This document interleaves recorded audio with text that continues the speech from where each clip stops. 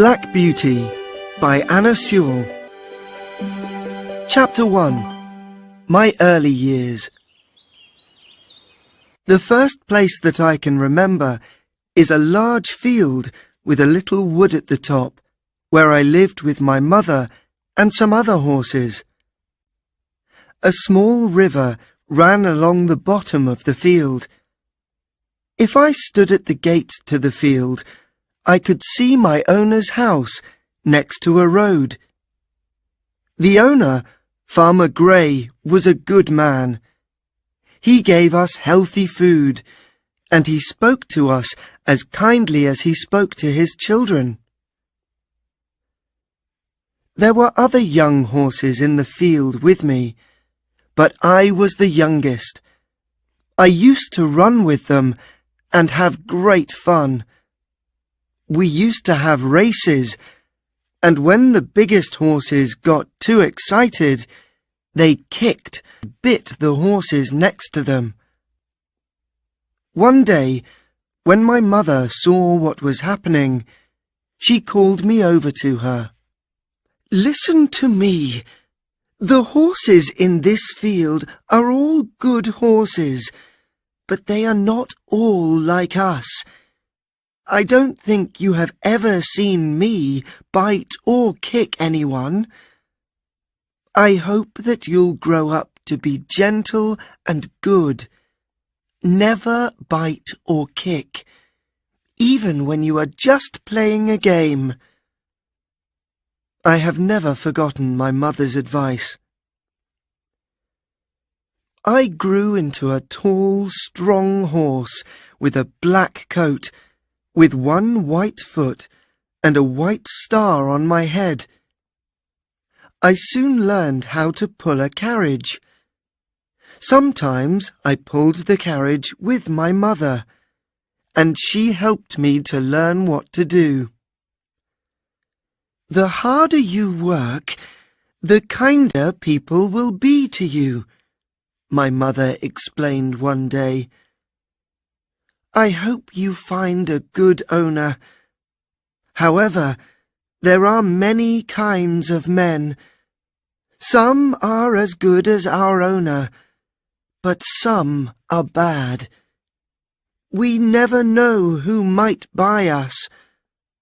Sometimes people don't understand what a horse needs." I found out that my mother's words were very true. When I was older, Farmer Gray decided to sell me to a new owner. His name was Squire Gordon, and he lived in a big house in a place called Birtwick Park. It was a lovely place to live in, with large fields and comfortable stables. Squire Gordon had a kind helper called John Manley, who looked after me, and I soon became good friends with the other horses in the stables.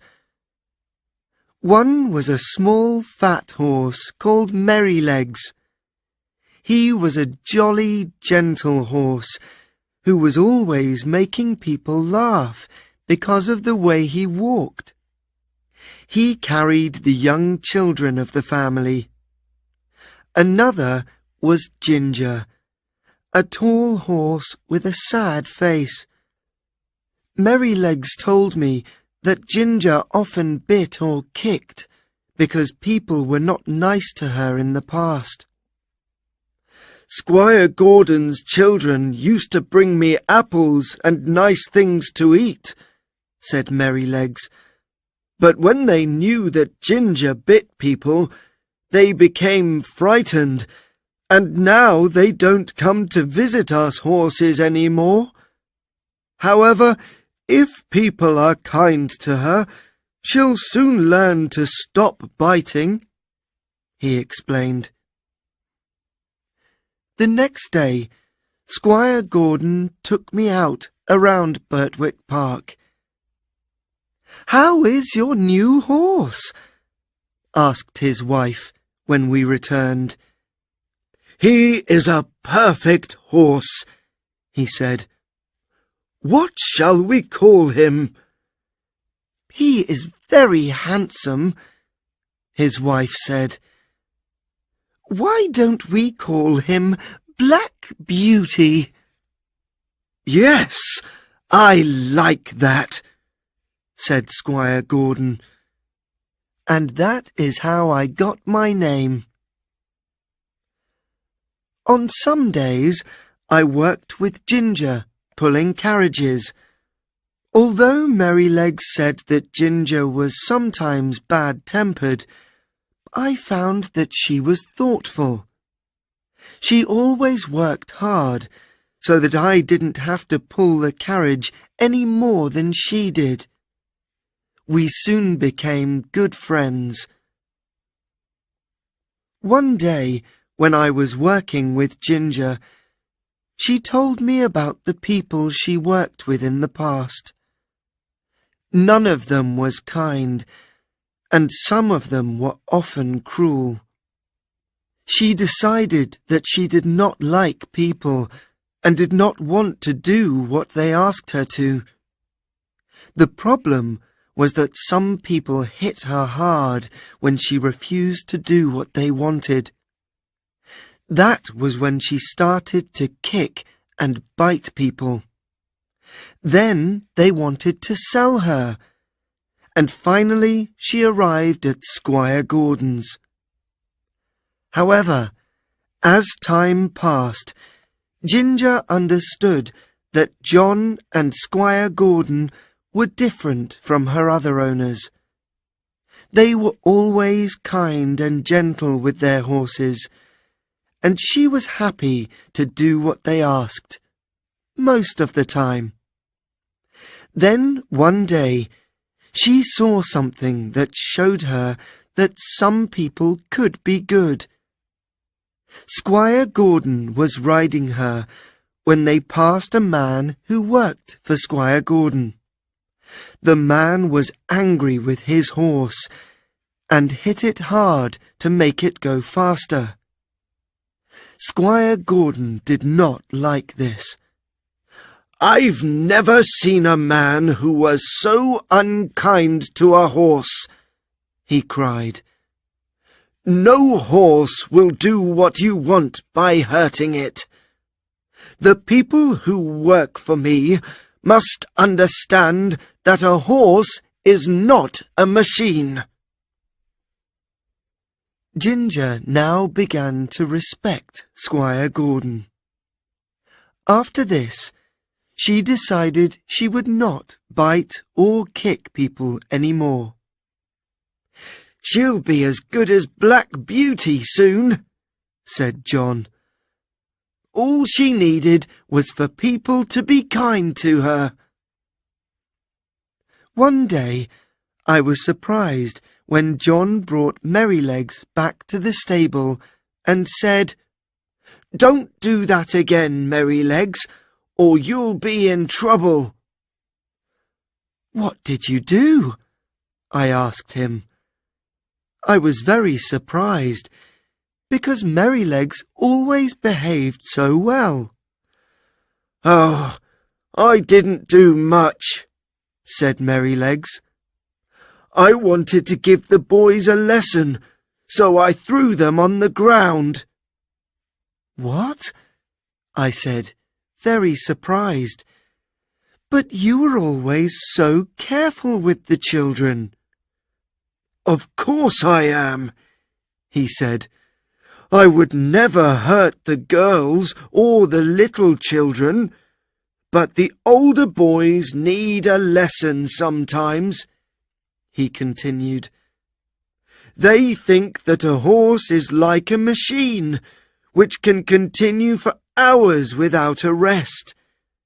They never think that I can feel tired. So I stopped. When I did not continue, they hit me with a stick. Then I threw them off. They need to learn how a horse feels." "Why didn't you kick them?" said Ginger. "No, I would never do that. I threw them off because I knew it would not hurt them. If I kicked the children, I would be sold to some unkind person who would hit me all the time. We must always remember what a good place we live in.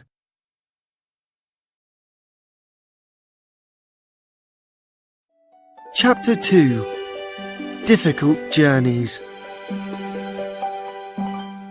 One morning, I was put into a small carriage to take Squire Gordon and John on a long journey for the squire's business. I liked pulling this carriage because it was very light and easy to pull. It was raining when we left, and it was also windy, with many leaves blowing across the road. On our journey, we crossed a bridge, and I saw that the water of the river was really high.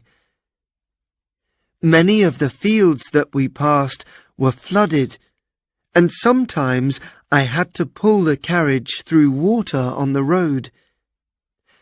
When we got to the town, I had a good rest while Squire Gordon did his work. We started to go home late in the afternoon, and now there was a real storm.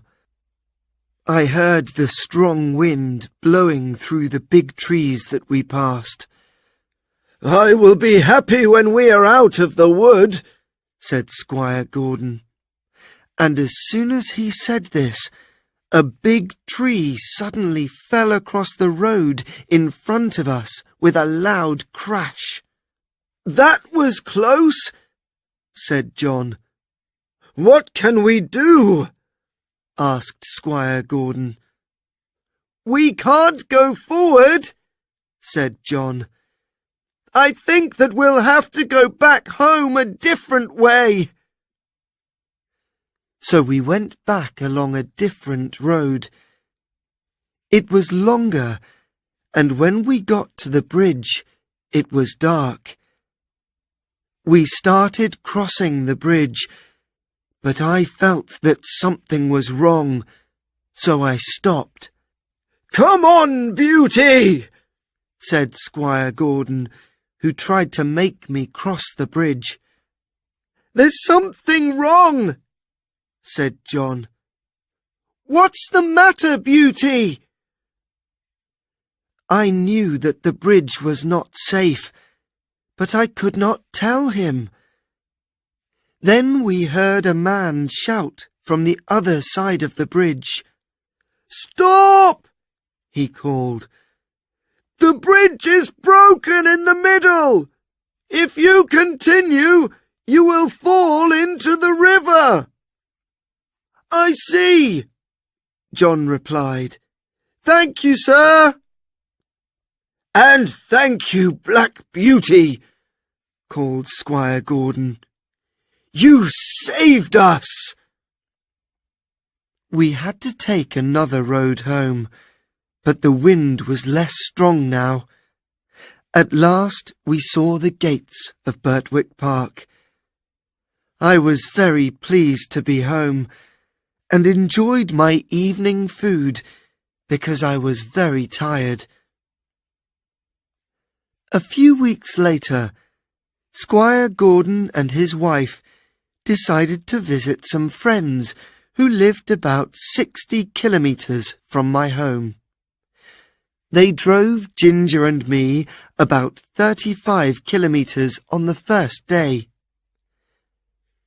We stopped often before we reached the town, where we would stay for the night at an inn.